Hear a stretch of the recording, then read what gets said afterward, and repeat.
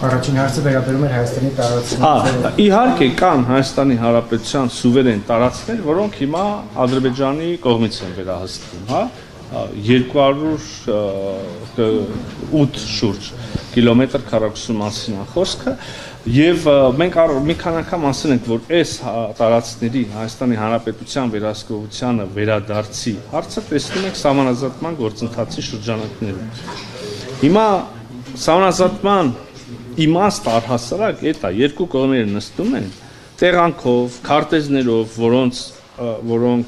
որոնք ընդունելի են երկու կողմերի համար, որևէ իրավական ակտերով, որոնք տարբեր շրջաններում կարող ընդունված լինեն,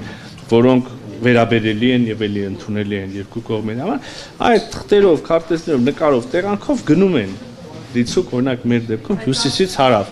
եւ նայում են այնտեղ, որտեղ որ այս հողը պատկանում է աջ կողմին, նույնիսկ եկեք երկրների անունից վերացարկվենք, բայց գտնվում է ձախ կողմի տիրապետության տակ, պետք է արձանագրում, որ պետք է վերադարձվի աջ կողմին եւ հակառակը այնտեղ, որտեղ ձախ տարածքները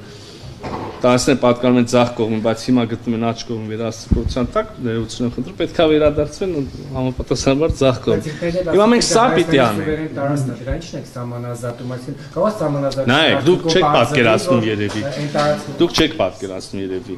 Ասեմ, մարդիկ գնում են, նայում են։ Այս սեղանը, այս թղթերով պետքա լինի